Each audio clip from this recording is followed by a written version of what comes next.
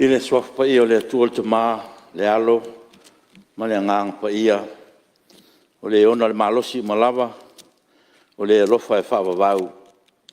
Ono le pule awao le lololangi eile le atua na o ia, e a fio i me umalawa ma o le pulenga e whaangaina e tangata anuu, ma le Palemene o Samoa, i tutonu tua oin whaasino ina mai tu la fono le atua, o se tofi pa ia tu whaasolo, tātou tutalo. Lo mātua tua si siri se, mātua tu whaatangsia le anganga o le loto, mau lalo lau pule whaito tasi.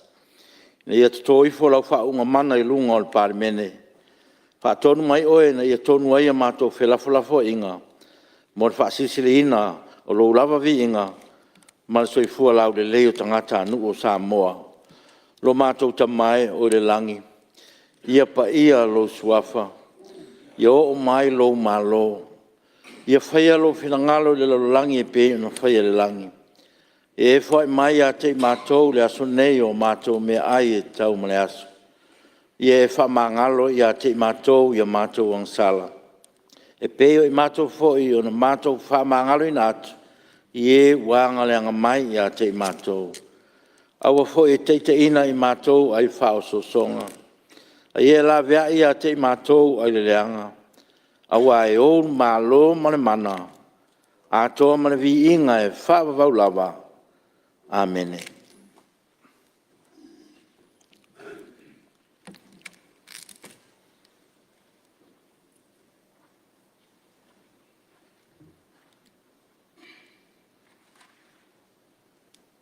After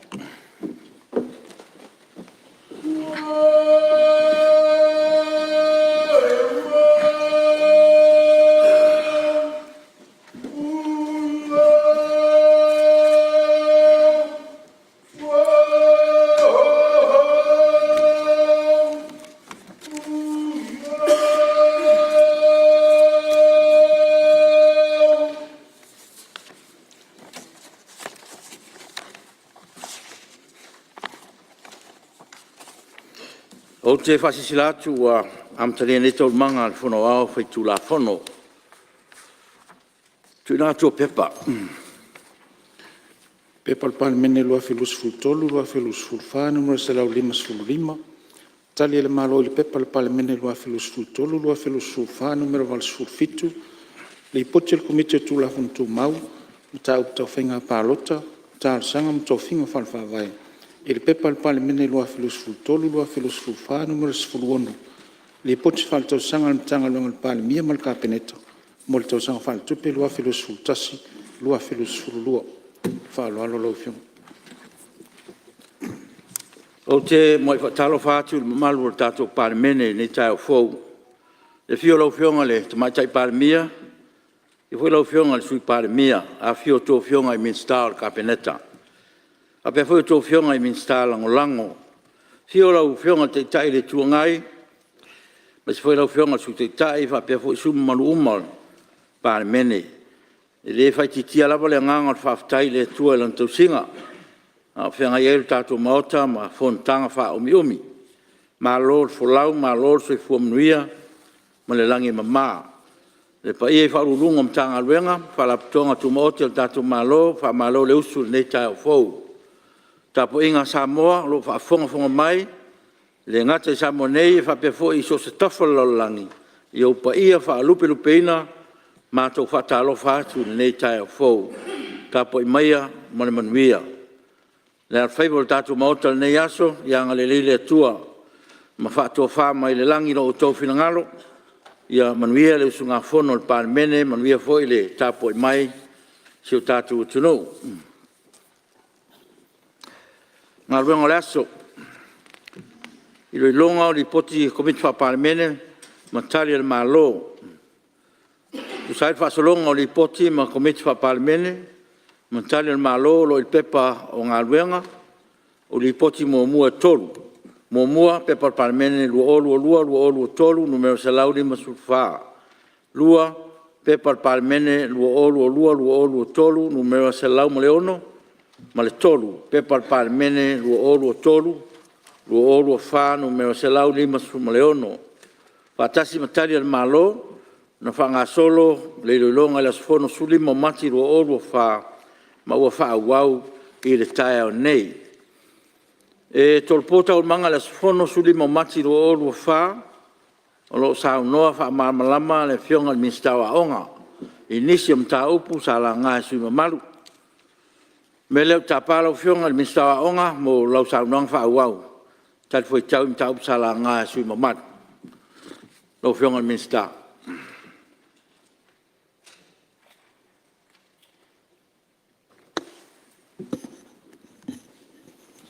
O te wai whatulo watu nei vaenga o le asu.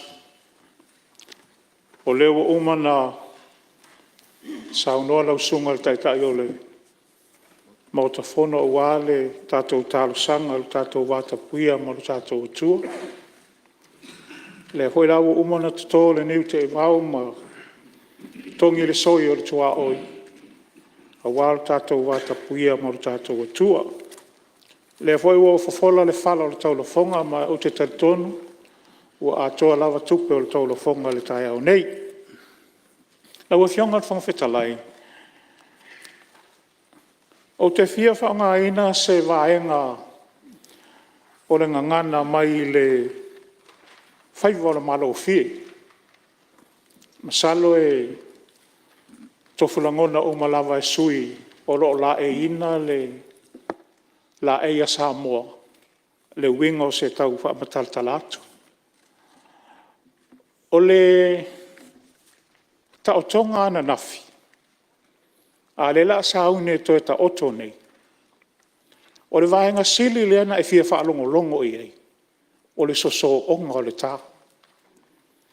E le ngata ema ini, ai fofo ai fo ile mangeso o le manua, il teibe o te. Lau e fionga al fonga al fono. O mafua na o a mata le itu lea. O te fia mo moli le anganga whaftai mal whamalo i sui o komite o a onga. O komite o a onga le na ngata i lau tala taluai. Le foi lau o mana o e toi a mata ai. I le alala ma papa ao ma e mai i whanua le tāpua i whaafafonga mai a tupu mai e o le tatou atu nuu. O i la tau sa ngalu lue to tonu o komite o a onga. I le tau ati na eina o komite o a onga. E le ngata o sui o nuu, o sui o komite, e eifo inis komite o a onga, o la tau wha onga aina le tūpā, o sunga i whawhianga inga. Ea, o le mea na leo te wha malulu atu ai. Nei a vea fo i se tala ma se upu, ia e lape ai le ngana. Lau e fionga al fonga al fono. Ai le i amata ina ia le wha amata langa i le komite o a onga. E mo mua na o mo moli le wha amai senga. E tau wala atu i le matanga luenga o a onga.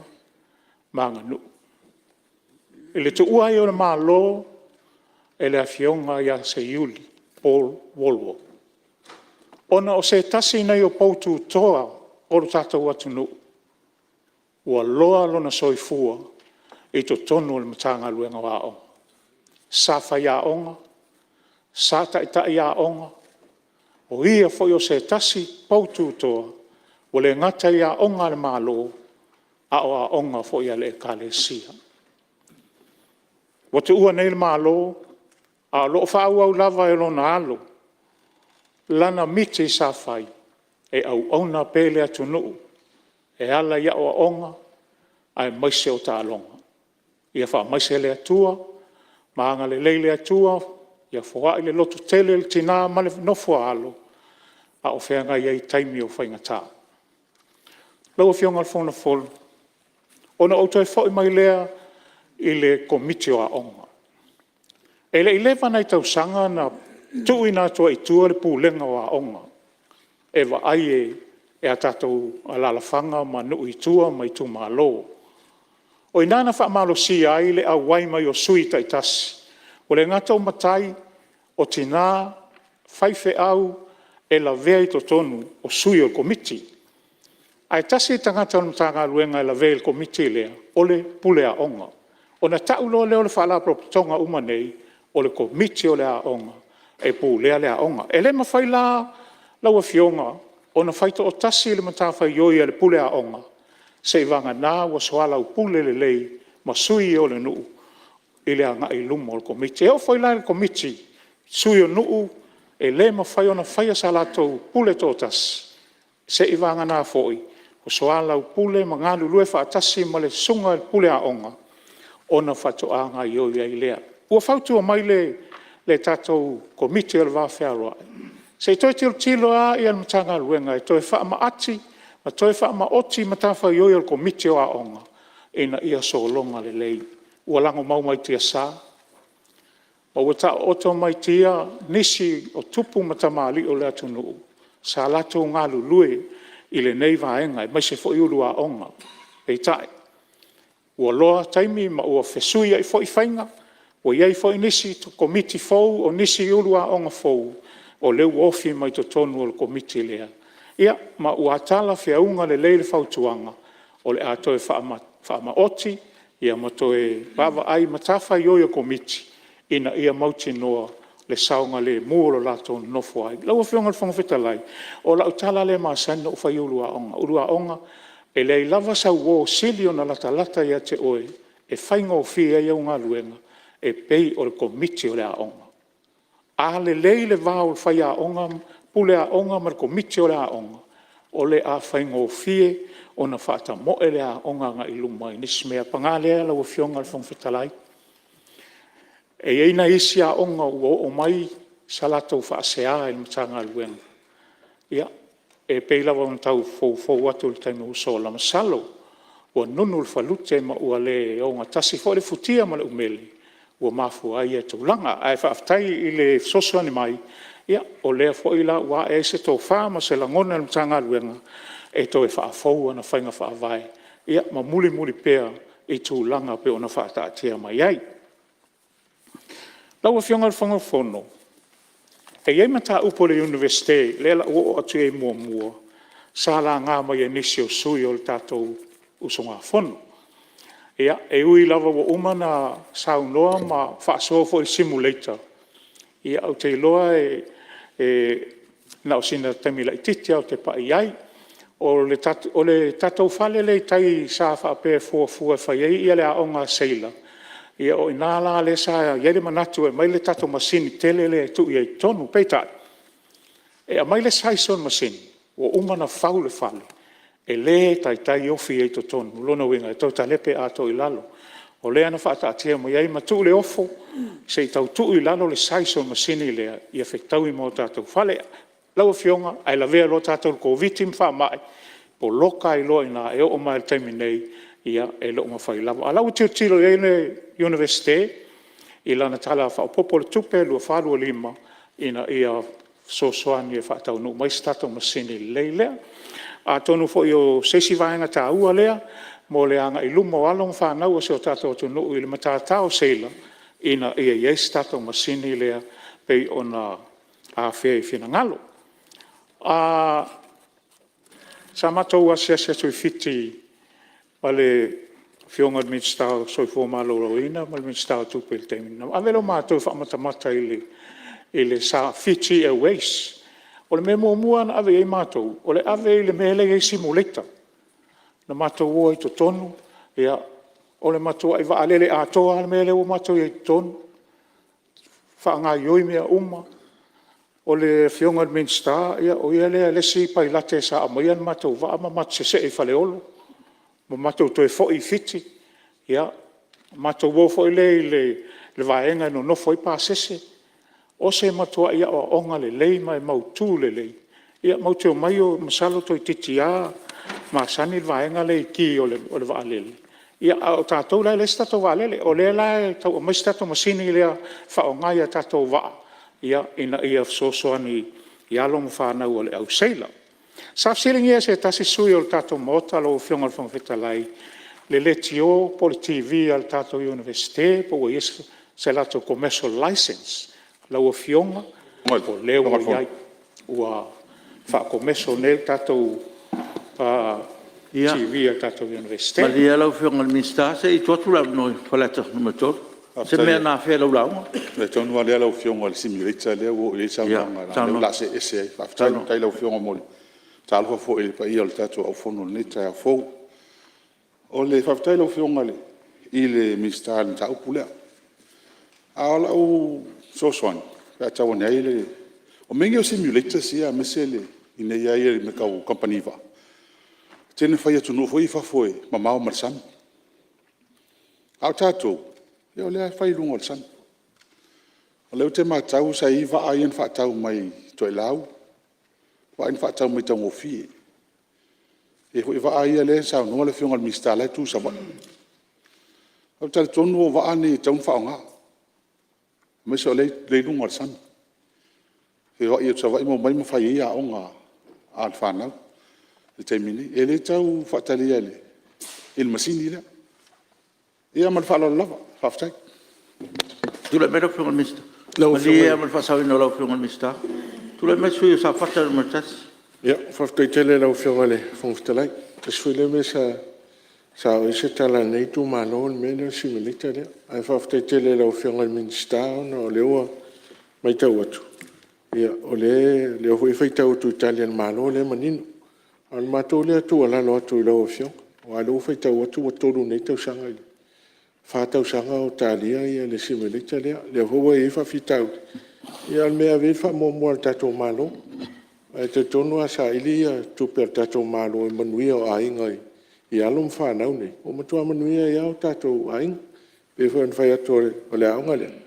O pa ole o le aunga e mai a latou a sila pasi o latou aunga. E mai whaavao malo lea o inai. Tatou whaftai e hoi le tatou malo. Ono le mwhaina whai le aunga nei. Wa leu te mai tau. Sa whai e tonga le aunga nei. A wale ngawhatia e tonga u toe avese le aunga le atonga. A le whai a tatou malo na e whataua na te lelon taua. O le ngang whaaloar. Tula mera fionga le mista, whaawar sauno. Ia, whaftai lava i le whinangalo hu whai loa. Ia, o te manatu, ia, o le whaamausali ina lava o le whaamoe pe ona anga ia tu tatou malo e whaatau nuina. O leo ua mautu, ma ua tapena foi ina ia whaatau nuina ia whaamoe ngā lei. Ai whaftai tele lava mo le whaamanatu, ia le fo whaafonga mai ia le Pulenga le universite i vaenga tā ua, e ave iai le whaamuamua, ia ma le me whaasolo le mu iai. Lau e fionga le whangwhetalai, ona ua o mai le se tasi o sui sa ia saunoa, i le si teia o le totongi o le tupe walu whaalitausaga le universite mai taimitua na i o le taimi nei. Lau e fionga, e lua lava au wala e mafoina si tia le tupe whaongaina, ua si i le totongi o whaiaonga. Lua, ua i whaonga le universite ana ia lava teo ngā tupe, e fsosoane whaata moe le universite, ai a umalo le piliota, ona toi foi mai foi lea, e a vatse tupe le malo, mafuanga na e mafoina si tia i lunga, e le ngata i lea. I to tonu o le universite, ua le ngata ua whaopopo por kalame, e a o ai ia ta maiti a onga, ua whaopopo i foi mawhai a onga, lona winga o le tūlanga lava le tauna o iai, ia le vaenga le tau a onga, ia pe Australia tu le le whaafsili. Sa a whei le se tasi sui o tātou, le tūlanga le e tatauna vave o na whai loa skorsipi a tātou a onga le universite, lau fionga le whangwhitalai, vai aso mua le stala, tuu le avanoa e talo sanga mai ei tangata skolasipi fo i e whaativet, i tū atu o mea tau a onga. Vai aso na lua, ta tala le avanoa e talo sanga mai ei ia skolasipi, ale o fisa a onga. Ina ona a mata lo leo tātou ngalwenga, ma o lo so longa le leila vai a fufuanga, ile taiminei. Lau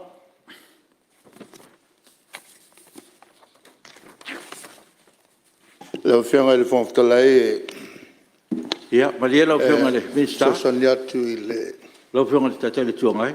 i le whianga i le minsta. Whawhtai o lea ua whailo mai a mata i le amtanga. Le melea mātou te maua. Whatu asau whasalonga i a yuni. Whalau i tele i lunga o TV. E eile i tū tāua o le vave whalau i loa. Au te le tau talawina le vaenga o le tāua fwoi mo matua la tau. Msalo e awhi o mai a tātou. Le wheo i solo o matua e a tātou whaipule. E tūlanga o pili a onga i a leua ula vea i tupe ia vatu i tu malo. Mol silfia na fo i ai i scholarship i al tato university. E lihu na fala ulo fala o tele. Wa msalo po ulo ni tau sanga o mato wina. E whakasa ua il masino uni o titilo i lunga o TV o whasala mai ai. Whamalo a whaitulanga lea. Ia ua tau tele matu whalonga watu. Tule me lau whianga minsta, whao tauna. Whaftai le taitau le tū ngai mo le tau wha i loa ino i tūia o te tonu o le polkalame whaatia lava nā le universite o le vai aso mua ma le vai aso no lua o le vai aso na e tauna le stala ai lātou o e fia o ngā whaskolsipi i to tonu o le tātou universite. Sa silingia foi se tasi o sui o le tātou sunga fono po ua le mea leo le digital library a tātou o le tausanga tēnei lua whelua sultolu na saini ai ma wha mawina ua wha o iei to tono o le tātou library tātou i Samoa le tātou toa ngā whaletusi lea e wha o ngā ina ia a wala wha teknolosi o na po nei ia o leo o iei. Sa a fia fo i fuafuanga ma nisi fina ngalo o tātou sunga fono. I nisi lava i tū mo le whaale leia o tātou universite e le ngata o tongi e mwhaina ulu whale i ta mai te tonu. Ia o le whaua tilo iei i le pūlenga le universite.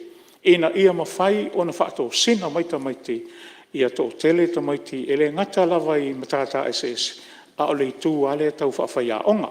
Pe ia fo na tau a fea fo i fina ngalo o iei se whaatatanoanga al tātou pisasi ia ma le ofiso a onga ina ia toi tilo ai le tūlea ina ia le ngata i ausia ta maiti ia latu suenga ia tongi te tauno lu fale il tātou universite ma to tele inisi e mana na o e fia whaia onga o lo ia fo le nau ta inga i le ofiso a onga ina ia sanga whaasala lau pea ma whaalau te tele ana whaalau i loa. Ina ia whapena o na ia ita maiti ngā lulue le tūlea o le tū whawhai onga. Iei tatonunga, sa fisilingia fo ma whautua ina al komiti o le whawhalo ai. Ia le tūlea le taul si tio maka o ta maiti a onga. Ia ua maitawina ma ua whamawina le tātou matanga luenga. Mai o sei tūle le fo i lea. Il nei taimi, o lo matuanga lue lava matanga luenga le tūlea. Ona o lo iai lava le tatonunga o le matanga luenga. E leo a ngai i lunga ia unga o suenga ta maiti. O lea lava e wha pepe ai taulanga le ui nei. Pei tai o tau sanga te nei lau fionga le fungatalai ma malo le tatou sunga fono. O te fie wha ilua atu. O i unga o suenga le tau sanga le te nei. I le me masani ai. Na o ta maiti ia o le taulanga ia onga le taulanga. E maua tongi maulunga. A le suenga le tausanga le te nei wo o mai tongi. Wo mawhaina maua mai tua i whale a lili ma sa wai ma isi vaenga o tato tunu. Ta miti wo au sia tongi pito sili na maulunga. O se tu leilna, o le si fai tu o le vaenga le a li. Pe ia o le taimi masani ai. E whao ai ta maita i tūlanga lea. Ai o le tausanga te nei i tūtilo ina ua whaatūlanga i a tongi. mai loa ai a walua e fo i lunga pito la au a li la tau o se tu le lea ina ua iai fo se fina ngalo i le matanga luenga il tau sanga lua fe lua lua sa watu i tuan tanga luenga ma fa i loa tu i tu malo ia ma a fa Fisilia tu malo po la so la tau sao so soni mai i le pangatia le fenga ni mamtanga luenga na mato wo ma ave maka fa i loi le tu malo maka o la tau maiti ia matu watu e mai so la tau fina ngalo ia ma watu fo ia le mato musu musu i pulenga ali ma fai pule le ainga fai fi au ma fa ngainga ma tau te mana o mia lo tau tau au ma tau te e wale lava fai a onga ma tau te mana o mia tatou ngā lue fa atasi matua to anga ya e sosoani ane fai mea onga tamaiti ia ai fa pena fo na sosoani fai ngo fe au ai tu tamaiti fai mea onga tasina awala e ma faina si tia i lunga tongi o tamaiti ia fa popo i mau awala tele lo ta pena le mtanga luenga ko lengi fai a onga fa faume to tia ina ia fa pena na si tia ia onga i to tono si o tato no digital library ia lewo iai fa aftai tele sa no foi se tasi o sui i le tō whaatasinga o tato universite lua o le alafua ia ma le NUS i aso ia o le ngole universite tato le alafua campus il teimin nei Samoa campus o leo ua tō whaatasi o uman sainia le MOU e le pule le tato universite o alafua ia ma le pule o tato universite papa i ngala o le a ngalu lue whaatasi. O a mata upu e ono whai e whetu whainga ma sosoani mai e lesi universite o le awala na lela tato ngalu e ai. Ia, whaftai fo i le whina ngalu whai loa, o mo whai eina tato sila fia le nei mao ta whono. Ia la asanga uanga ia tato universite nei e lua, ma o le anganga mawalunga. Ina ia whaatupu la ia pea le nau o tatou tamaiti. Alo mwhanau e awai a tatou universite. O telo taimi, whai mai istangat. Mātou te fia skorsipi i New Zealand, te fia alu i Australia. A o lea lava ia wanoa le lei i nei, e mo whaina fsosoan tele mo tātou. A o iei ilvaenga le lau fionga whangwhetalai, o te matua whaaftai fono whaavai. A wape o a onga e lua, le ua mato e mo moli mai lo latou whaamaloa ma le whaaftai. I le tele o tamaiti a onga ma pili ta i afe mon tupu, ua ma whaina tatongi ina e whono whaavai. O le mea fo i lea, ea ve fo i nei lao, e whaaofia tuai se leo le mtanga luenga a onga le universite, whaaftai tai whono, whaaftai sui tai whono, ma malu lau a whono whaavai tai tasi. O i latou o lo o amana ia, le i tūtau a onga. E fo i lo tai tonunga, e le ngata i universite, ai wha solo a se iau a ilalo, i a onga i preschools ma isi is, o le mea le, mo mole a toi tele, le whaaftai ma le whaamalo. Lau e whionga le whangwhetalai, ia, sa iei se tasi whautuanga le komiti, whai mai whaola ola mei o taalonga whaaleanga nu. Ia, lau e whionga, ele o whaape ina, o le lama tam whai whaola ola. Ia. Ia, ma li e lau whionga le mista. Tula mai lau whionga te tele tuonga. Le tulanga lea e mau mai tātou scholarship mai New Zealand ma Australia. Lea tātou te matawina maltoa. O lo angai pe lalo. E scholarship nei. Sa le tau on tātou finfinau pēr. E le angai lunga scholarship. A whai o se manatu lea angai lalo. Leo atu tātou tamawhana lau. Ai sosoni mai, e a marise leni, e whaatino ai ia e sosoni tātou universite. O se meli li, ai li whai umo me lua. Tu runga kako skolasipi. Ia ma whaawau pēm le si le au mai sosoni. E tātou universite, nao se whautuanga. A whai tātou te lefi nau. I le fu se tali e au mai New Zealand, Australia. Kele aso kua ngai sa whakaoko mai lea ngango o mau manoa. A sa mwhaiang ka ko whingau makalakala mali mai ia tulanga ia o le o ngātu tātu, o le watu tātu scholarship in New Zealand ma Australia. Mai sea le vaenga lea e a fo ia fiai insinia loia kwa mo mia ia le maulunga o scholarship in New Zealand. Ia e ka kia isi scholarship mo tātu tamwhanau.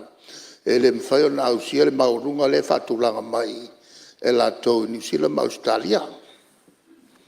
Tula bera whionga minsta whaosana. Lau whionga. Ia, o te iloe e le o le minsta o lo ia mea ia tau scholarship i whafo tātou. Peitai, na ualu le whonoa o ngai New Zealand. Alua nei le minsta o ngai New Zealand ma tau tala noa ma whaasoa lai mea o scholarship. Ia, o te manatu, ia atonu o ngā fo ia tātou mai o lo whaalongolo mai sia tātou atu nuu. I lau mai tau iai, e au sia alo e tamai te maka mawalunga, tasi an mawhauwhau ni matua, scholarship. E au no male manatu, e tele isi mau au wala ese, whato ama whaina uia. E eis taimi, e le alu e tangata le sili i le scholarship, ai mau ale tū tolu pol tū lua. Ai te uwhai mai le tamalo le sa matano, e mafua mai, il taimo le interview, e tele au wala ese, e ono fsosoni ai, e whatu mau el tangata e nofo ai i New Zealand o Australia. Ia, pe le mawhai fo ina nofo. Ia, pe ona i vaenga na ina ia ave ese mai fo i o tātou mawhauwhaunga wha matua. E tele loa makau au sia e along whanau, tasi al mawhauwhau. Ia, uono mea na alo skosipi o sei tūle lei, pat e tatau fon tilo isi tū i au tafa.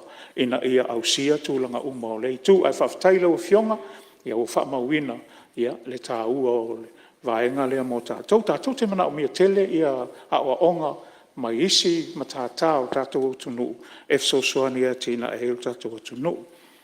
Lau fionga le whangawhitalai sa saunoa ia se tasi fo i sui i le mea alofa lea le malo le OGG, One Government Grant. Ia ma whai loa wha mai e tatauna wawe na ave i tua, ina ia ma whai o na whaonga i tausanga nei wa alu. Lau fionga, o le taimi o whai a onga fo ia uia, o le tele o taimi e ma saina sainia ia ma tau grant. Ia tausanga wa alu, se vaenga o Juni u lai, e o ia au kuso pea whaiang. Al taimi nei, e tausanga nei, na a matan ta pena al saininga i tua, ili maa sina lente nei. O le taimi lan nei, o lawa iei umma i tua, ia tupe al tātou a onga.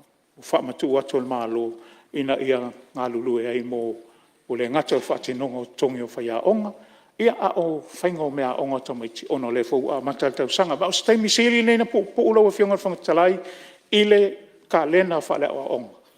O umana seti il whau a fuanga, e o atu il whono lea tātou ia o ke topa. Ua umana kawa umana sila pasi ata mai te a onga. Ina ia aua nei toi whaalawe le taimi lea ona e ono tu ua onga, ia ai whaongale o whainga luenga i nisi fufuanga whaala ngā lo.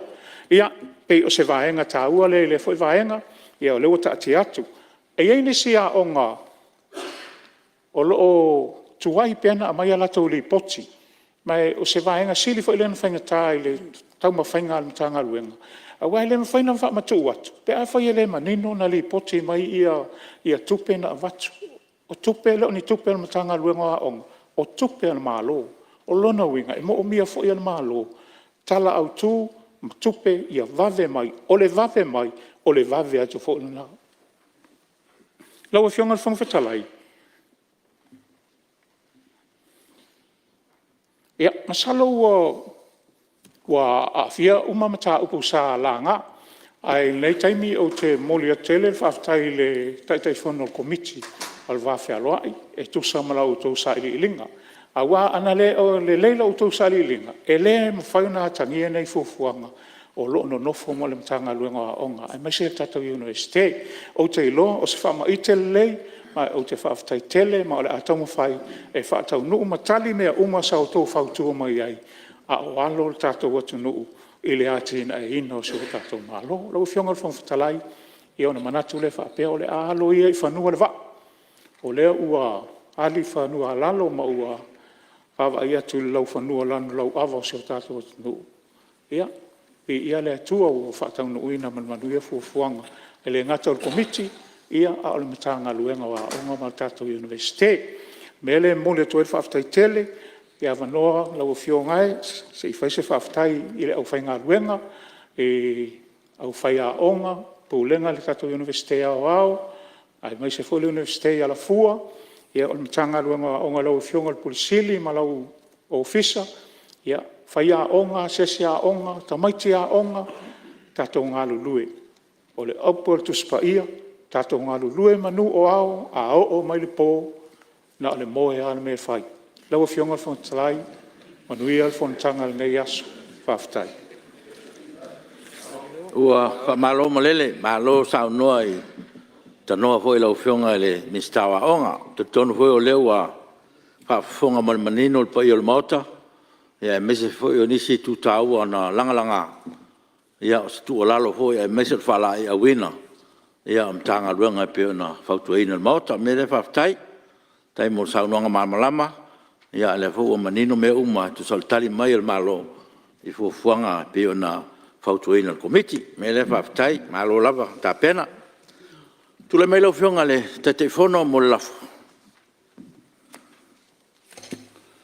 o te o folo fatu ma fatalo fatu lo fionga fo talai nei tai au ia fo i ole Palemene e mese le tapo inga le tatu tunu ia sei fo manuia nei tai au le i fatuina le lafo lo fionga fo talai ia mo le atu le nganga fatai saunanga mata mo fiel fionga le minsta le ngata fo le o te fia mo le atu le nganga fatai i faulurunga mtanga luenga e mese fo ile ngalu fa kasi ma le komiti le va feloi e tu sai matato li poti uma le o lumo Palemene e ma le o mai tawina o mai fa nga solo ma o pasiel Palemene nei tai au io te tulai atu mal falo le tele lo fionga fontalai e na ia fa atu lafo na ia fa maonia le fona o li poti tol e pe ona le mamene o Palemene le pepa le Palemene lu olo tolu no mela se lauli ma su mal fa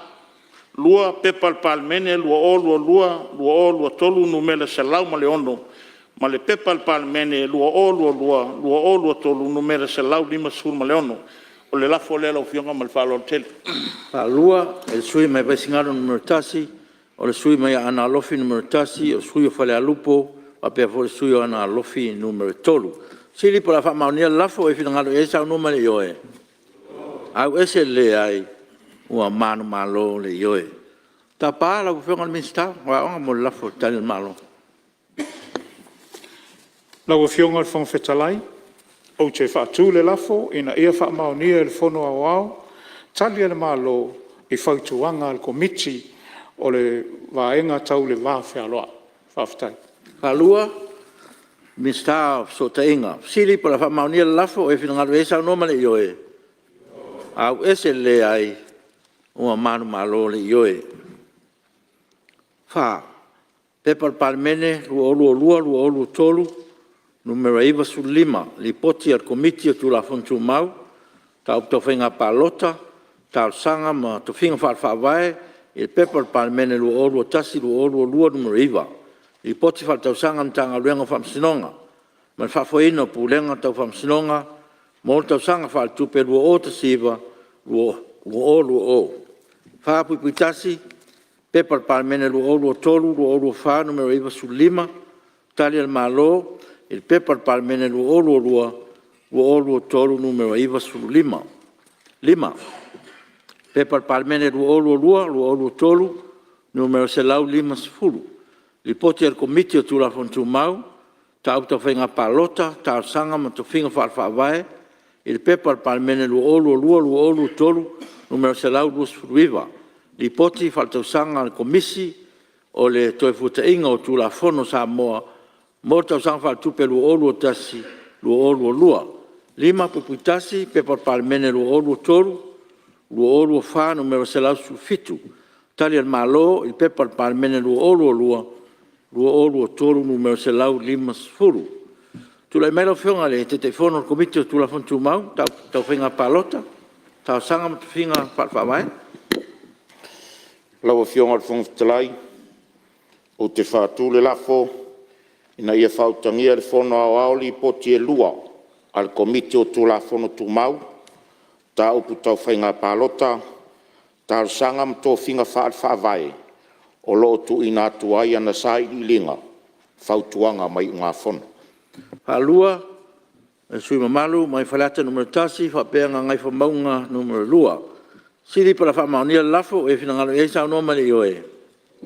Au ese le ai ua manu malo le ioe. O tapalo whionga mi sta whamsanonga, pulenga tau whamsanonga? Lau whionga whamawhitalai o te whaturu lafo ina ia whautangia e whono o tali al malo e whatau whautuanga al komite o tula whono tū mau, ta uptau whainga palota talsanga, tau whinga whawhawai. Palua, me staff so tainga, sui whale alupo, wa pia whoia ana lofi numero tasi. Siri pura whamaunia lafo, o e whina ngano e sao noma le ioe. Au ese le ai, ua manu malo le ioe. Ua mai whautangia whono au, li poti a komiti, pe no whailo atu, wa pia whoi tali na malo. Ia la no nei mo se suis fono e sa no mo tatu di poti.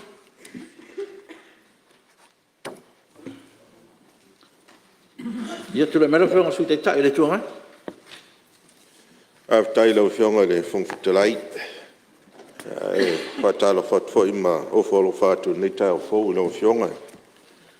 Whafo ina o tatu fonusu.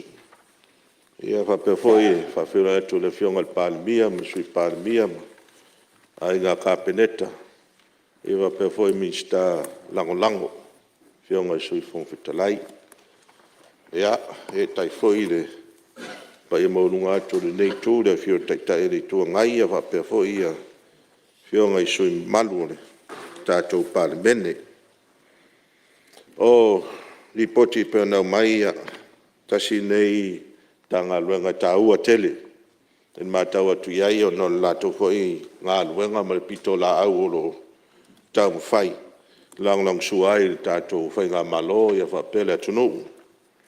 O le tanga luenga o tūla fono toi futaino tūla fono, por komisi o toi futaino tūla fono. Ia tasi nei foi la o tātou malo tāua tele. E la tō fo inga luenga o le tapeneina leo tūla fono. Tūla fono tau whaofi e whapemo li poti. Whautua ina ai ia ni tūla fono fōu. Ia pore toe teu ina o tūla fono tuai. Ia mai i whautuanga le lei. Ia o le manatu mana toe wawa ai atu. Ia o le mātou atu o lalo ia sisila le tātou rauwhionga minsta ma le tātou mtanga luenga lea. I tātou tūla fono ma whautuanga e. I tūla whono fō ina ia o ngā tusa ma tūlanga o loa awhia e tātou tunu. Ia o tūlanga fō i mfufuanga o mea tutupu. I whapena o na whautua ina tūla whono. Ma tūsia tūla whono e tāla whea ngai ma nei fō i vai tau. Ai meisa ai tono tātou tunu. Ia wā fō i e te lo istaimi e pe e tau wawa ai po whape i a lea fō i se whaupunga tūla whono isi atunu. Ia wane ngalo ma mantua pēr. Ia ese fo ia meo o lo o tūla ima isi atunu. Ese fo isi tātou atunu. Ua me se lava tātou i Samoa. Ia ese tātou anganu. E tātou anganu o tū manganu wha Samoa. E tasile tūlanga e tau na whaima sisila iai. O na e tauanga o ngā tusa. Ia a me se lava suinga o soi fuanga mai fafu. Wa fia iso tātou tunu. Taula na sila lei ia tūlanga. O isi atu ngalunga e pēo na whamauina li poti a komiti. Ia sao le lei. O leo lava lo ia lato mtanga luenga. E tasile mta upu sila e ro whionga mista.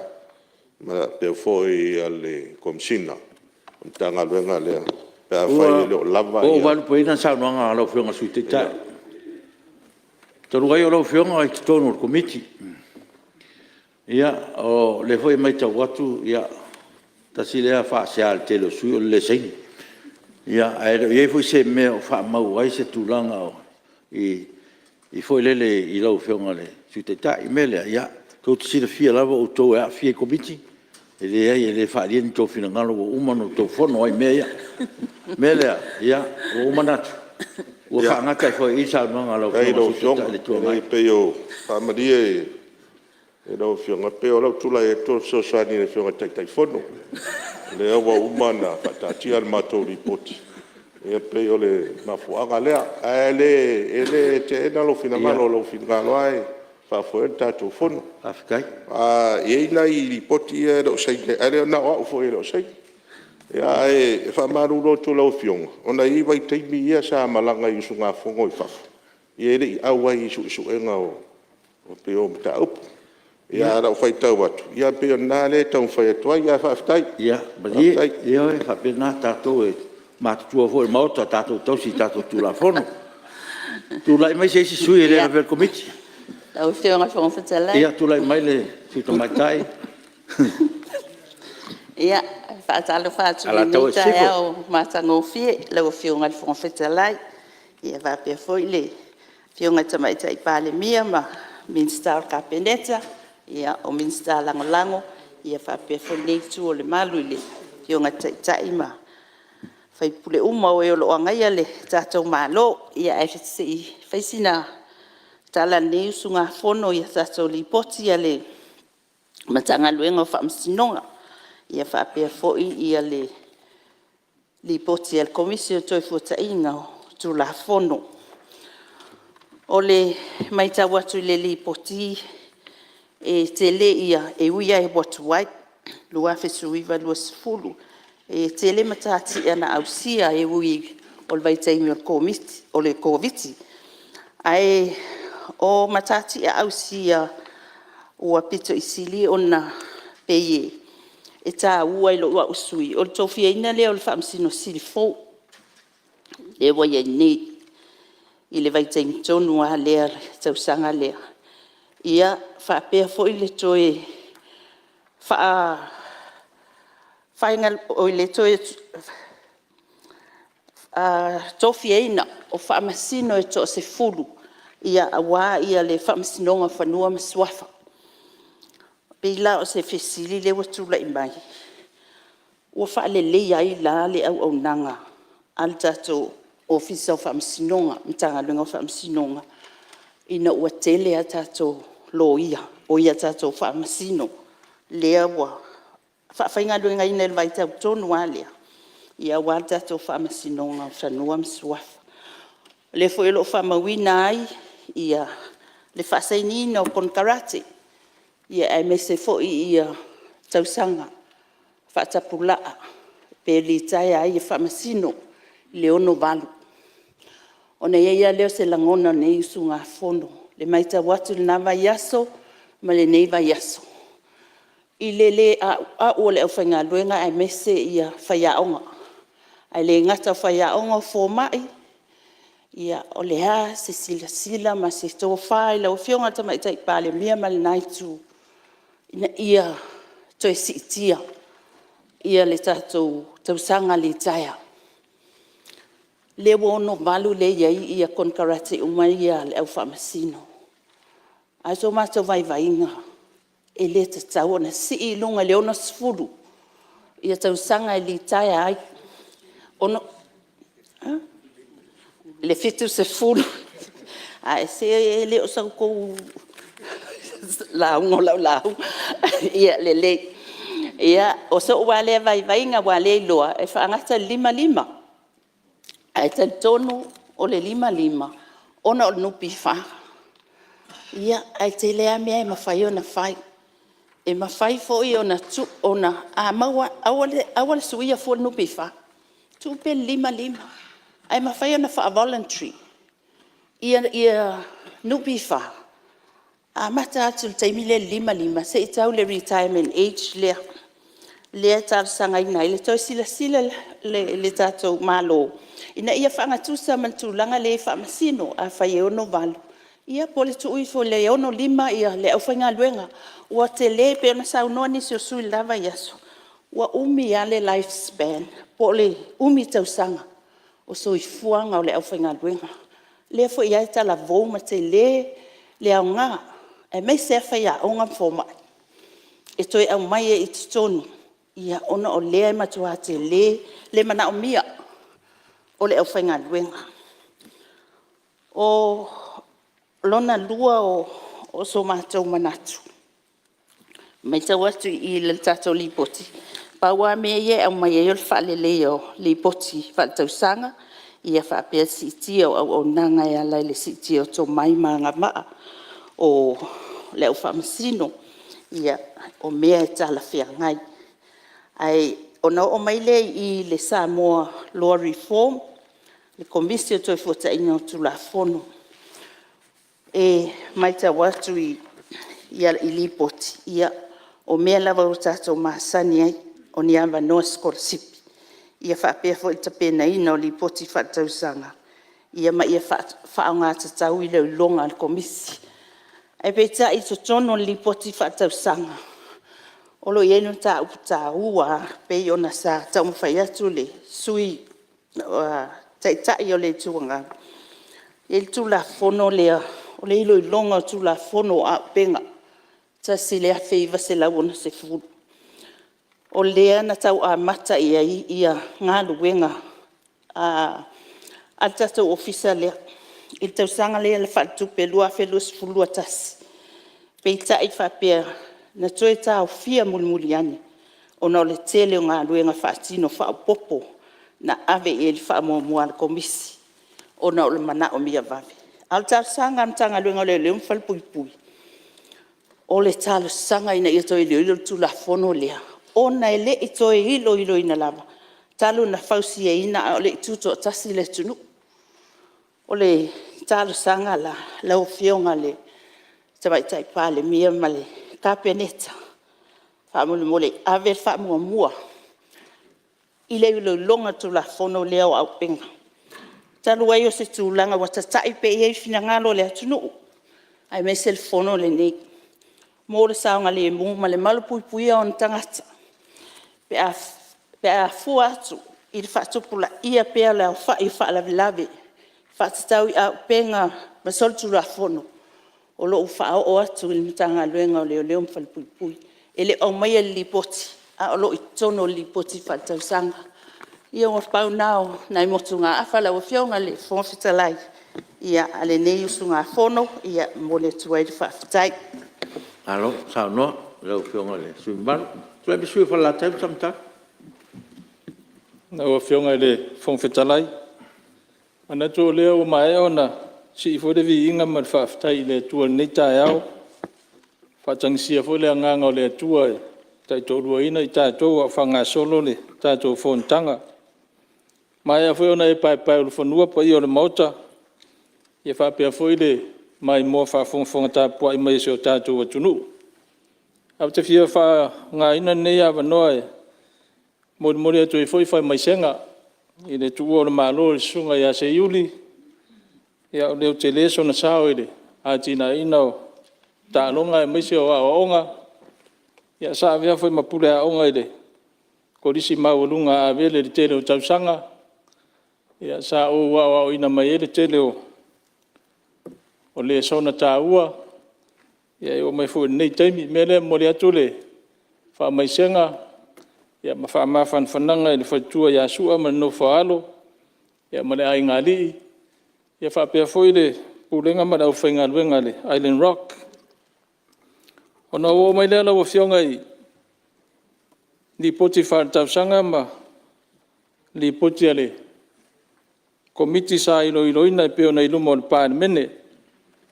Fia o se manatu nei tu malo I le li poti o le komisio toi fuata ina o tu la fono. E mole atu le nganga whawhitai le komisina ma le tātou mata ngā ruenga, ia ona o ngā ruenga o lo whitai tunga iai, au nisi o whautuanga lo tu ina mai li potel komiti. Ia e mo o mia ia, nisi o Paul Kalame, e fesoasoani le whainga research, ia mana whaatino ino la tō fui pito la au o temi nei e tu sai mana li Portugal Committee. Ia e na o le back li, o le ingoa le o le system o lo mawese fesoasoani nei taimi. Ia o lo maila la tō tāu sanga, ia inisio systems o lo whaungaina nei vai tau e pe o le Lexis, o le Nexus, o le New Zealand Lee, ma le Australian Lee.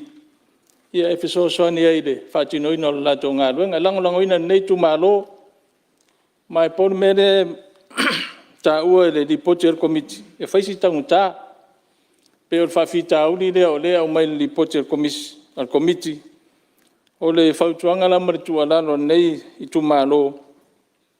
Ia, se i sila ua e mawhai ona whaonga e le ngata o le law reform, e whapea whai le official lawyer sili, e o whai tua le private sector, e mawhai ona share the cost e whatau ene nei system tāua, ia ina ia si tia le tūlanga o whatino ina o le aunanga.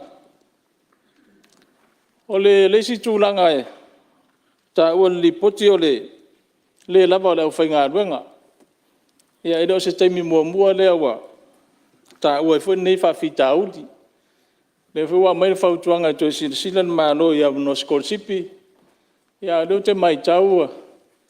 Na na fwy ona ave ese mai au no skolsipi mo le profession leo le loa. Ia ono mai tau fwy na mai taua. Ma whalake ma ke kire. Tele o maulo ia. Ia le fwy mai ia di pote le o lava alo ia. Lango ina nei tu malo le whautuanga wa mai. A o le me tauna sila i malo nei taimi. O le tauto nunga alo o lava tato lo ia. A te tauna sila te toa malo i le tūlanga o ia whawhainga ruenga. E tiro i le tūlanga o le enabling environment. Ia iei se tūlanga le lei ma wha o Sofia fia ia lo ia matangata whainga ruenga ai. Lona winga o se lui tau le malo. E tau ona sila to toa i whawhita auli lea. E le ngata i totongi. Ia a o le fia o lo ia o e whainga ruenga i ofisa nei tau o le malo. A wai peo lau mai tau. O tele na wha mawai mau ese ia lo ia mai i ofisa nei. E le o le totongi lau mai tau. E ai pe o le environment fo le whainga ruenga ai ma wha o Sofia e le fia e whainga ruenga. So se lui tau e tu ina tu malo. Ia e tau na sila toa e malo i se tari o le whawhita auri lea. Ono o mai lea i le tanga ruenga o whamasinonga. Se tasi o whautuanga al komiti o lo tu ina mai i Palemene. Ia sila to toa le matanga ruenga mare maloi. I se format e whaatino ai li poti whaatausanga. E le ngata matanga ruenga o whamasinonga. Ia whapea fo i isi matanga ruenga maloi na ia tutusa pe consistent. Ia le format e li poti mai ia ngā ruenga matanga ruenga malo. Ai o te leo maua le li poti. Ia nisi o whamatalanga tā ua e au whoi ona sila te toa i aima ma o ese mamra maanga o Palemene. E taipe o le backlog o ni cases o lo i nei taimi. Ia meise o le vaitau o lo i li poti. Wa tasi e performance indicators tā ua tele. E wa leo te mai tau.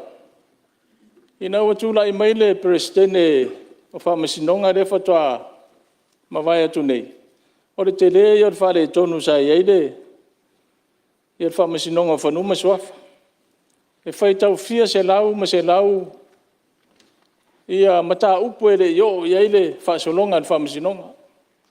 A tasi le mata tia ta ua sa au sia fo e leta maari. Uma le lua le tonu tausanga. Mua lan nofo inga. Wa tele na maea uma ma update ia Ia le backlog le sa ia le tele o mata upu po keisa sa tātou whamsinonga whanuma suafa. So tasi lea vaenga tāua. Ia te taua na mai e se whamamna manga I tono lipoti. Ia po lea se tūranga o iai. Le si tū tāua e fia ni tāpsanga apili ua mai o na whaatino e tū maulo na whaiunga pe au mai fwoi wa suia whaiunga. O te whautu atu le sui mamalu ia taruai ona o tātou ripoti. Ia o manatua I le ano liu o tātou ripoti lang o le whaitausanga.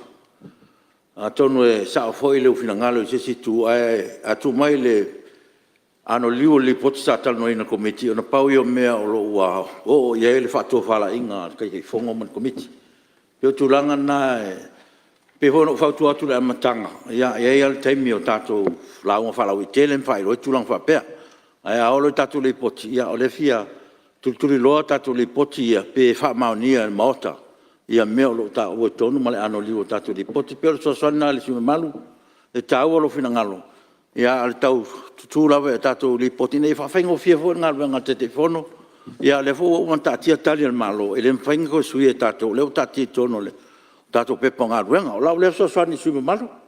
E sosone toi lo whinangalo. A tonu a le lopo li poki o kausang fau. Ia usau wai mea nā wai a mea. Ia, lau e whionga le whangwhetalai. E tumun nei tu maloi. Awa man whaaloalo e lau e whionga. Ia e peo se tu alalo le tau ala tu I le. I whautuanga komiti le tu ina mai Palemene. O nisio o vaenga e whaalelea ia li poti whaatausanga. Ia anmatanga luenga tu ina mai I tātou Palemene. O nei vaenga ia le sa watuai se tu alalo ma se whautuanga. Wa e tasi ia o performance indicators tāua. Ia e te tau ona mau e te tono le. O le li poti ale whaatausanga anmatanga luenga. Ia ui lea la se mai nei vaenga ia. O le tūranga e fia fesili atuai. O na e leo te tono li poti. Ia ai leo poa se dilo. E o man te minei e pe e tasi lea vaenga tā ua e peo no tomwhai atu. O le tuai o na whaatino e tātou whamsinonga. O te minei e lua peresidene o le te whamalia tua le sui o lo tulai. Saro lewa watu le whatarunga anu fua. Ia tātou angai tonu pia I tātou le poti lea o le poki lea luo o tasiva ma luo luo. O le hou mata atia tali le tātou malo. E le mawhai o na toi tali atu le malo tūlanga na o na o lo whangasolo pia tātou le poti mga ruenga. O lau nafso swani sui mamalu tātou ngā lua whatasi. O le me o ye tātou le poti o le na o le ano liu le tutuloa ina ia pasia e pa ia le mota. Ia atonu ye fu se sistemi ava no ai tūlanga ia te taulanga langa mai.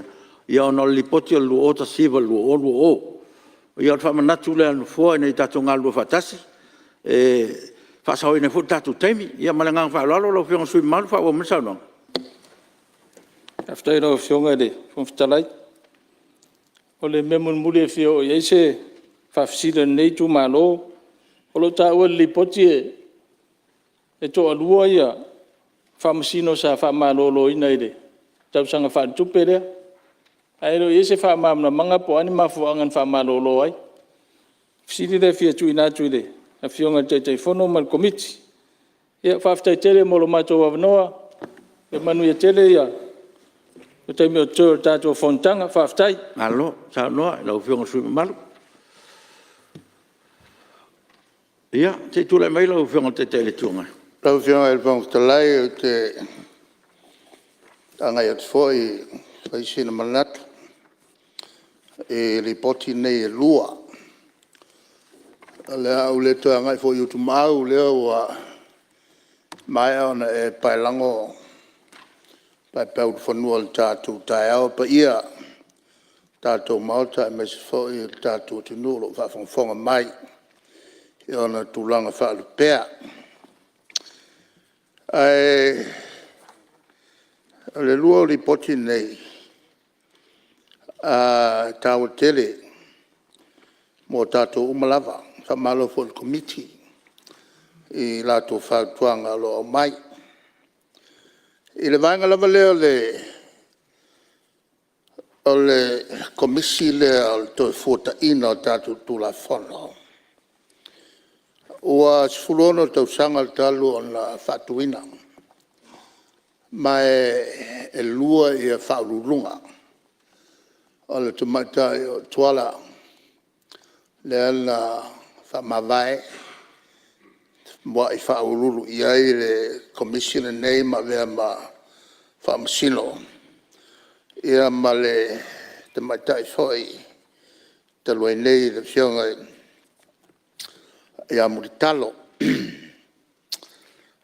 Leo te tiltilatu lipoti ua whamawai muritalo.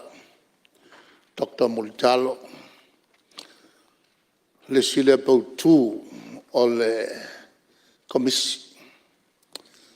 Ua ofuma e Solomona ia sanga luenga whaururunga foi tu singa o lato tu la fono. Ia malesi foi tato tu la fono sa il ofisa o loi sili. Ua ofuma ia e se tongi tele nauru e lato te tusia lato tu la fono o leva on la mana tusia tu la fono ia e atangi ai le taua, le whataua lato tu ma lato wanga whanua. A lewa a mata on so solo atu. Pe o Samoa le na amata me ia. O le whataua o tu ma whanua i tono o whawai lato watunu. On Samuel Muritai pea i tu la fono i tu sia palangi. Ma whataua ai tu maanga palangi. Alo fionga le Fonotaga. E lua se lawon suluiva la whaila il mata watu. O tu la fono lea wa la tu te wina. Ma solo i ese le ano tu la fono. Wa leva in te tauna av ese te munisila ele to tal whengai. Ma lo tatu watunu. E le mata watu foi li poti ele lo ngalwe fatasi le commission nel to fota ino tu la fono. Fa pe foi mal tatu lo isili. Ia fa pe foi ma le tatu tanga luenga al famsinanga. O le taua le tulea. Ua fa pitoa le la tonga luenga. O le mele tau tele. Mo tulanga o tula fono e tal whiangai ma tātou tū ma tātou wanga i whanua. Lea o le mele o la whatau tele la tau. I atangia tātou tula fono a tātou tū ma tātou wanga i whanua pe o na momori manao ma iai tātou tua a na fausia ia le whawai. Lea lale tau tele la tō ngā luenga. Lale tula fono e watu. Nā tu te matua mata i tuina po o ngā tasi mal tātu whawai. La matau foi e nā o pena o le to lima ea, to lima ia lato lo ia e tuto nei. E whapei on la le lava lo ia le lava foi lo ia i tonu o le tātou official lo i sili. Ai lua se lauon suluiva la fai o tu la fono. Le la ua whafoia nei le tātou tunu. O se tūlanga tāu tele la. Ai, e lima te ina le la tō ngā luanga. E manatu e watu e le Palemene e a po minsta foi. Whaururunga mta ngā luanga. Ia on tilo leo la tau whatawaina. O le meta ua, o le watu te yala, terms of reference. Ta ua le meolo finangalo i ele malo. Le foi lau te mata ua. Meia watu. Tai pēla tu whatasingo ele ai fo in te yala. E tauna manino te yala. E a watu ele komisile nei ngā lue ai. A lato whata waina. Le whatala noma le atunu. a fai e whataua tū maanga Samoa te taun tala noa manino la tau mal tātua tunu. E tau tele lale la tau ngā luenga lo fai. O lea e a fo i mo i ai la. Lo fionga tu le ia tele sa mai. o mai tonu li Se pot. tu mai le fionga tu matai palme. Tu mai lo fionga tu matai palme. Lau fionga ona ua a fe el sauna nga tai o le tuangai. Se whainga wha vai fau o le malo tu wha tasia o ele. O le mea fia wha manino. O ele ia. O ele wha le malo. A seta ale malo.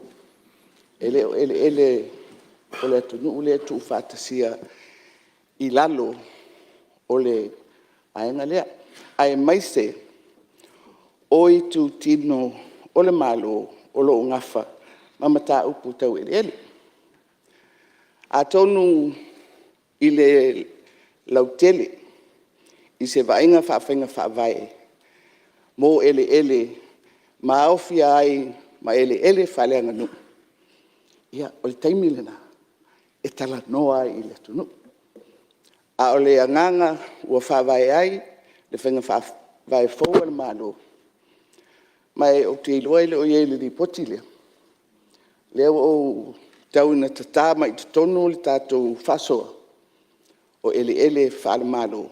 Lea o tu whatasi ia I tu tino sa ngafa. Mai ia ele whaftai. Ai tu lai mela fionga te tele tuangai se watu ina Palemene. Fai tau li pot. Ono sai mai lava lau fionga te tele tuangai. Fai tau li pot ia mai te tonu I. Ono sai mai. Ua. O tele foi tala I nei mea o le. Fai atu tala no fua e le usta ia. Lau fionga te tele tuangai. O mana watu le lapta inga mo mene. Ma ua manatu foi. E le to solo muli foi fai unga tonfutara I tu lang fa penei. Ia o le ava no muli leo lau fionga. Pea a fai atu tala no fua. O malau fautuanga. O le usau no manino le Palemene. Ia mai wa ile tu wa no tu foi. Wa mai tau atu. Ia wa pe o le a la tu tala mai lau to fai finga fa vai ele le nei a komisi. A sisi foi o le tau tala no li poti. Yo le nganga na le tau fai tatai mai o to fina ngalo tato li poti. Ona fai ngo fi ele o tato. Leo mo watu le lo fina ngalo. Te yu matu tala no fo. Nala mai lan si fai matu tala no fo. Fa mo le mode. Tatai mai wa le mo mia ho ni tara sala la solo. Pa wa me le mo mia. Tatu anga el tatu li poti le fa tu anga wa mai. Ia on fai ngo fi ele o tato ngalwenga. Tu atu la no la fionga te tele tu ngai. Ia le wa fa tangi mai se tala no fo. Ia la se ese malipot. A leo tala no atu me tonu report. La fionga el fong talai. On o se mai lea I le tulanga le whamasnanga. Masalo. O le whamasnanga le nei. Ua tele nau o tātou sosani avi ai. Ai, iei le mele mai tonu li poti. Te foi whapela o fianga. Ua o tautala I se mele e watua li poti. Leo lo o mai ai. E ono sfulu mon tupu. Leo fai ono sultol. Leo fai o lau whenga luenga. I te tonu o le mtanga luenga o whamasnonga. E ese mea na tofi ai. Ese mea la ngā luenga. A se tua lalo. E si sila pe iai le whamasnonga. Lenga tatou whainga whawai ia. A whai e whaasala launi awanoa. E te aluatua e ngā lua I le awanoa le nā. A lea mai manino li poti onos full tolu la whainga luenga. E ese mea na interview ai malato ngā luenga no foi na whai. Ma mea la o lato whaia. Ai e te tawan avel so swani lau fionga le whongtalai. Ma o te manatu fo. O lala lea na lai o na lili watu le tātou malo i whai so swani mo le whamisinonga. Langa tāua. Lala mele le tupu. E ese le whale whamisino. O le whamisinonga o soltu la whona.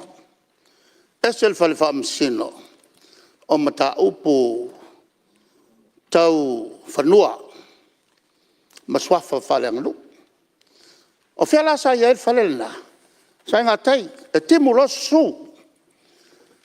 Ma lala lea. Na mai ai pēr tua lalo. Al whaamsinonga. Whai lela to ofisa. Nā lelo whai ofisa tele lea. So sani mai le malo saina. Ke lere so sani. Na whai. Ia, au taimila. Sa ta ape solo. Lea mai tono li poti. E mo mia ni so sani. A teli. Mai makalangolangoinga. I want to also sani tauna ave. Ai, lau whianga le Fonotaga. O le whaasolonga maina o le whaamisinonga. Atu iai le wha uminga o lato tausanga. O vai maina sa noa lau whianga le. Ale, te tele tuangai. Taluai tatu taunu mai tatu temi malo lo taia. Fatati ese ngā runga whunau au mo lan malo longa taia.